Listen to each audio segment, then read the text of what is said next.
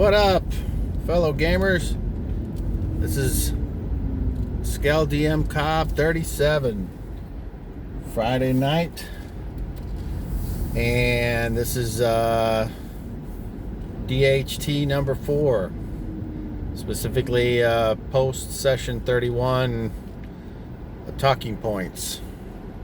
And let me start off by saying there was something that happened in the game that I always thought would be cool, but I could never get around to it. And I am going to make this a spoiler in 3. So jump ahead like 15 seconds if you don't want to know. 3, 2, 1. Fight on an airship. I enjoyed it. It wasn't that long, but pretty cool. Got out the flip mat and fun. So I'm glad I got to use it. Dismiss. So that happened, and then unfortunately Dan and Destiny were unable to make it. So there was at the end of the previous game, their characters had left the scene for differing reasons, so they just never came back. There was a little bit of communication between the characters, but nothing more than a very small amount. So the game itself, I felt had a ton of role-playing, and I was really enjoying the angst. So the repercussions of the previous game, and since this has been a week, if you're watching this, hopefully you know what happened, but there was a fight with Garrett being talked into attacking the White Witches by Skinpiercer, and that brought considerable discomfort to a lot of people. Also, big reveal, Basula is, as he has stated in the past about Forsooth and Forsooth experiments and changes people. Apparently, Basula was experimented upon by Forsooth because he transformed into a 6-armed, huge humanoid, which very much was the entity known as Prince Naspian. So I think the characters kind of gave Basula too much credit into how much he is in control of the situation. He's not that in control of anything. He is the broker. He is the one that is the go-between the witches and Forsooth and any intelligent undead, free-willed. So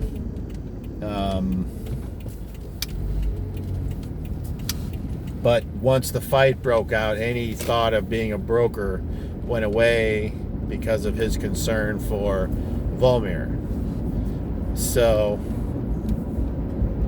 yes, I did say White Witches. Volmir is one of 7 White Witches, at least in this particular time and place. There were 6, and they said they were waiting on her. And they all had different colored eyes. Like her eyes are red. There were 1 of each color of the rainbow. So that was kind of cool. And they did not make an appearance in the last game. because Destiny wasn't there. I could have played the NPCs as if they just came back, but I would rather the discussions between characters, if I can help it, I would rather them be done by the actual players of those characters, because to me it's more authentic. I tend to just roll a lot of charisma-based reaction type answers to the questions that the other characters would have. But at this point, that would be modified by how long they've been traveling together. There's always modifiers. So, but the last game, it felt almost like two separate games, because the first one was talking about the aftermath of the fight and what are we going to do about Volmir and Waldor and stuff, and why, the angst that I love. And then the second part, there was, I can only call it a murder mystery. Apparently there is a serial killer on the loose in the city of Franciscanien. So I hadn't done a murder mystery in a long time, and I felt like it was a good point to put in a possible side quest. Of course, they didn't have to do anything with it, but I guess anything to be distracted from their disappointment at how the previous fight turned out. And I totally understand that. Make yourselves feel useful. Plus, you don't know how long you're going to be here.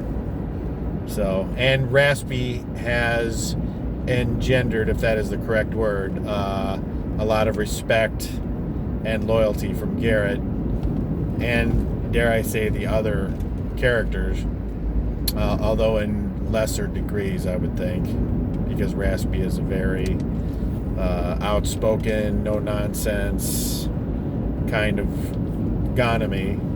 Although what he has done as time has gone on is he has gotten to the point where he can crack a joke and he can take a joke but still lose his patience. So anyway,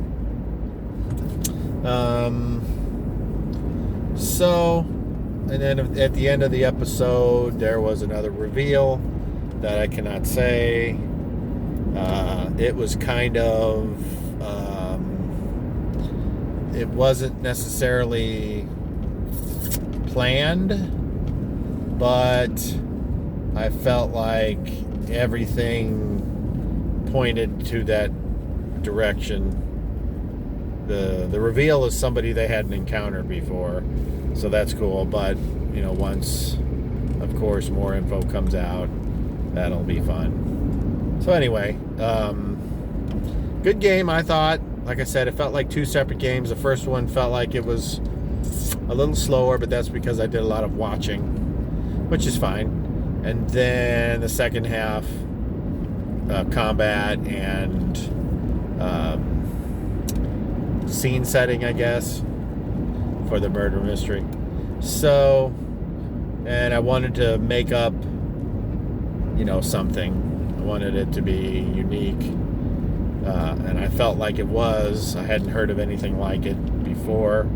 I mean, obviously a serial killer is not new, but the method and the possible killer were unique. I found these cool looking figures and I was like, what could I do with these? And then I was like, that would be totally something they've never heard of before. So that was fun. So anyway, that's it. Any comments, leave them down below.